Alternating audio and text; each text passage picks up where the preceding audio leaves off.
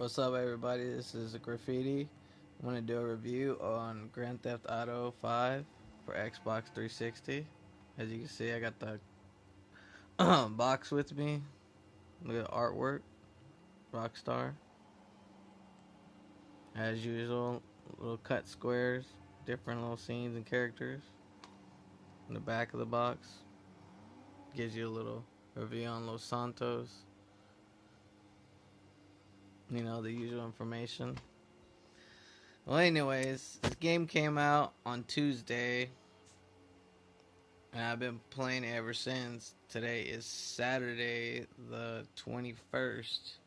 It's 4:12 a.m. Central Time because I live in Texas. So, anyways, I played this game, and my thoughts on it is I give it a 10 out of 10, and I'll tell you why.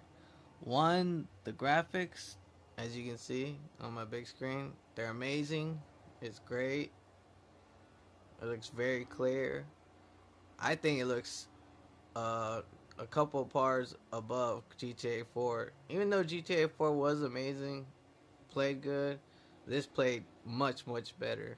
It had that San Andreas feel. It wasn't particularly like San Andreas all the way, because there's stuff in San Andreas I felt like was really good that they could have put in this game. But for the most part, I think the price tag on this game was well worth it, and anybody that's playing this game should enjoy it as much as they can. I just beat the game right now. Well, more or less, I beat all the main missions. I don't think anybody's gotten 100% complete everything. And congratulations to the person that supposedly stayed up for 38 hours straight to beat it. And I just don't see any reason to play a game that straight in that many hours, because I rather sleep. And this game, even though it was very fun and amazing, I did not want to stay up in like cracked out mode just to beat this game, or at least the main missions. So I've been playing over the past few days, and I finally beat it. So it's not bad. Playing it only for a few days and already beating the main missions, but uh, the ending and all the missions were badass. Yeah, it's a pretty hard task. Some were pretty easy, some were just annoying, going back and forth. But also, it was cool seeing like strippers, nudity. They gave you more bang for your buck in this game instead of how it was before, where girls, they didn't really show much. Yeah, they probably wore bikinis and thongs in GTA 4 at most. But this one, they went like 100% raunchy, dug real deep into like society and how it really is. You could hear uh, people cursing, just like people do on the road raging. Heard the word nigger like multiple times, and it was just hilarious. Like, this game pretty much is a carbon copy of life, just a lot more crazier. And of course, cars, they they put the usual cars from GTA 4. I think they changed a few names, but more or less you already know what cars they were. And then they had a few cars in the game that look pretty much are Audis. Just they just cut the symbols in half so they wouldn't be Audi right out exactly. So it was cool. I liked all the cars. Some of them were kind of sluggish. Some of them handled pretty crazy and stuff. And uh, I think my favorite car was one of some of the exotic cars, but also too the Corvette was pretty badass. Pretty much a Corvette. And yeah, I like that car a lot. The customization on this game for the cars, I think it could have been I think it could have been a lot better, but there was some cool stuff in it. They had some cool items and cool different little uh effects and paint jobs and wheels you could put on the car. I think it was lacking more in the wheel department. The body kits were, subpar, so-so, but overall, I think the wheels could have been a little bit better because some of those wheels, like, they looked all right, but it's like most of them looked all like tunerish, and they all look like pretty much the same pattern, just either spread out or shaped differently with just different spokes and stuff. But on to the weapons. The weapons were pretty cool. I didn't like the shotgun too much because it was kind of slow and it was a pump action. I mean, they have a better shotgun, but as far as like a regular shotgun, it was straight shit. The Uzi, it was good, but you ran out of bullets too fast. Uh, the ARs, the AKs, what else? Um, what's the other gun? Oh, the Gatling gun in this game was fucking retarded. I mean, it was badass in Vice City, but in this game, it was fucking just straight retarded. Um, I hope everybody who's playing this game continues to play this game. Like, there's so much shit to do in this game. It's just retarded. Um, but anyways, back to the weapons. Of course, the RPG is fucking crazy. The what is it called? The grenade launcher. Yeah, that was very effective when big groups of enemies and waves would come at you in different missions. I use that a lot. The sticky bombs, use those a lot. Kind of got frustrating because I kept throwing them and like sticking them on the walls and killing myself. But it's all good. I learned quick and I started destroying the enemies a lot faster. Didn't have to have a big ass shootout.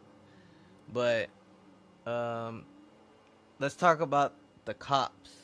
The cops in this game are not super sensitive, but of course, if you hit a cop in any GTA, they'll be on your ass like fucking flies on shit. So that was probably the biggest problem when you ran into cops, if you accidentally hit them or they saw you jacking a car. So it was semi alright as far as sensitivity of them busting you or giving you shit and giving you stars. I say 1 through 2 wasn't too bad, but 3 and up, it started getting a little ridiculous. Once you got 3 stars, it was just like, wow. 2 stars, they're on your ass. You had a bunch of cars come at you, and then the helicopter comes up, and then eventually you to get 3, 4, and then 5. Freaking, of course, army comes out and starts doing all this crazy shit to you, and you're just like trying to get away and scramble. It's like fuck. My suggestion is when you're scrambling, make sure you have a fast car or at least, mid fast car, because slow cars, trucks, it just ain't happening. It's very annoying.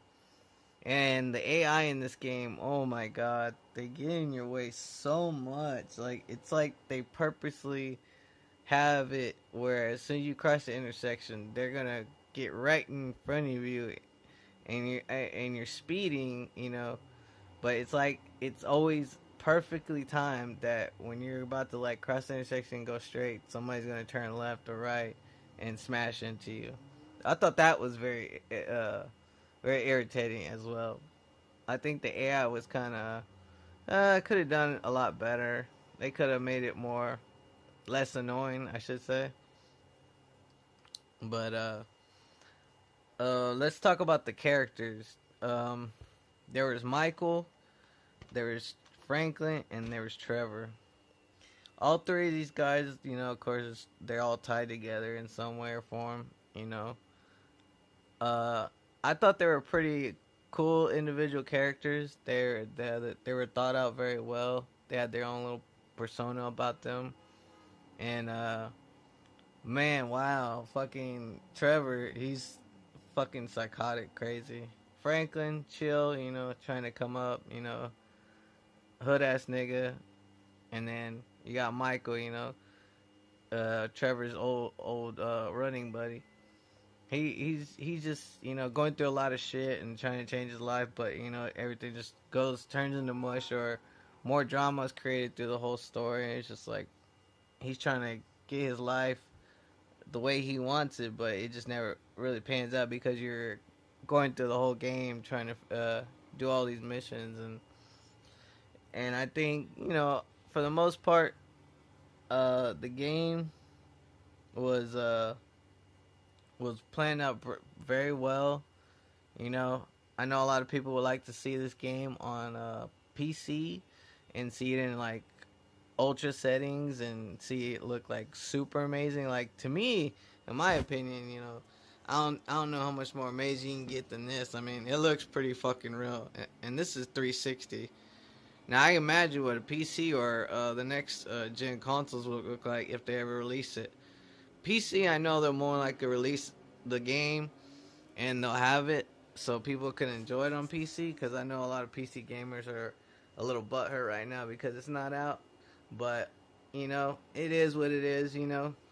Consoles, they're pretty much running the gaming market, and I know a lot of PC gamers always say, "Oh, PC is a master race." Well, it's a master race as far as graphics and internal parts and stuff are interchangeable, but you know, consoles, they have games that PC doesn't have, and there's titles that you can't play on PC, so that's why consoles will still flourish and still make billions and billions of dollars, regardless of, the standards of a PC. Yeah, you can build $4,000 or $5,000 rig compared to a $400 or $500 console that's a dumbed down version of PC. But in the end, consoles, it is the number one consumer thing that people want. Anyways, enough about that. This game, uh, the online doesn't open until October 1st, so when that opens up, I think a lot of people will probably sway from the campaign of the game and not even really worry about it much, because most people get on this game to usually just screw around and kill their friends and stuff like that. But since they added the feature of you can build a crew and you can like rob and fight over territory, I think that's pretty interesting. But we'll see how it all works out on October 1st, and then I can do a review on the multiplayer. So, um, anyways, this is Graffiti signing out. Leave your likes and comments, and yeah, thanks.